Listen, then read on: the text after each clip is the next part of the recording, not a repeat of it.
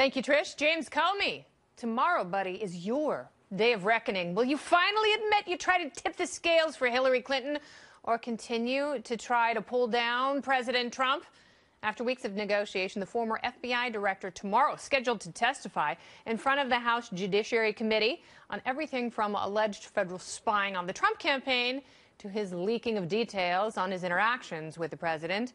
Earlier today on Fox News, Arizona GOP Congressman Andy Biggs said Republicans plan to read him the Riot Act. Watch. Mr. Comey knows a whole lot, and things like why he kind of usurped Attorney General Loretta Lynch's authority when he wrote his exoneration letter, why he pre-wrote it before the investigation was complete. I mean, we're still dealing with that stuff that we haven't resolved. We need to know about the leaks that he issued and how he manipulated the appointment of a special counsel, inconsistent statements with his public statements and testimony that he gave to the Senate.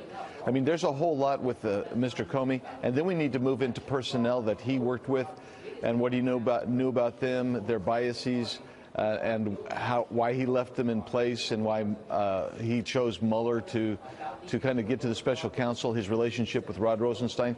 There is a whole host of things that Mr. Comey knows and he's made statements on. Some of them haven't been consistent, so we need to get to the bottom of that as well. Congressman Biggs will be among those questioning Comey tomorrow. The former FBI director claims he wanted the hearing to be public, but it won't be. Instead, we're going to get a transcript on Saturday, and in a tweet, he explained why, saying, quote, "Grateful for a fair hearing from judge. Hard to protect my rights without being in contempt," which I don't believe in.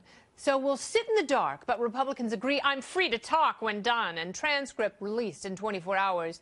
This is the closest I can get to public testimony." Oh, Jim. But now there's also a troubling report out on the now infamous FISA warrant application that initially led to the spying on the Trump campaign. According to The Hill, Comey and others knew the evidence for that warrant was shaky before the investigation began, but they pushed hard for it anyway. So should we believe what Comey says when he appears in the Capitol tomorrow? Joining now, Fox News national security strategist and former deputy assistant to President Trump, it is Dr. Sebastian Gorka, rejoining the show. Welcome back, sir. Thanks for having me back. Look at that. Also the author of Why We Fight. We spoke about that book just weeks ago. So let's talk a little bit about James Comey and his connection to special counsel and how leaking the memos that he had written, some of which contained classified information, made their way into the public sphere. And that's how we have Robert Mueller. What do you want some of these committee members to push hardest on? Well, this might surprise you, Kennedy, but I'm less interested in his culpability in giving Hillary a walk. I think we have to concentrate on the crimes that this man committed when he knowingly leaked the briefing that he gave to the president-elect, President Trump, to his friend, who was not only a so-called professor, but we now find was a special employee of the FBI, and leaking that private briefing to the Washington Post, then afterwards taking what he deemed to be his private notes, but that he had written on a government laptop on government time and treating those as if they were personal. This man has all kinds of things to answer for, not even starting to discuss his culpability with the botched investigation of Hillary. Well, it was a rather abrupt ending to the Hillary investigation when the Trump investigation began, and there are several outstanding questions, particularly with Christopher Steele. And how do they know? Because if that was the basis for this FISA warrant and the application that the FBI put forward, how do they know that Christopher Steele wasn't gathering some of the information from Russian agents illegally? Well, look, not only that, if John Solomon's reporting today is accurate, this individual, the former director of the FBI, is in serious legal jeopardy because he is inside that email chain of communications whereby the DOJ and the FBI recognize how dubious the Steele dossier is before they applied for the FISA warrant to spy on the Trump campaign, which means James Comey knew that there was exculpatory evidence that file should never have been used for a surveillance warrant, and he also potentially lied about when they fired Steele as an asset of the FBI. Up to now, they've told us, oh, he was leaking to the press after we got the FISA warrant, and that's why we fired him.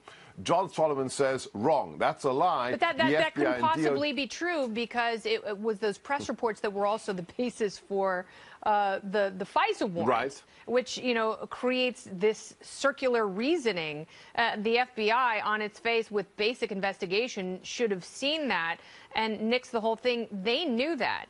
You know, one of the questions that I think they should press James Comey on is what role did Bruce Orr play in all of this? Yes. And when?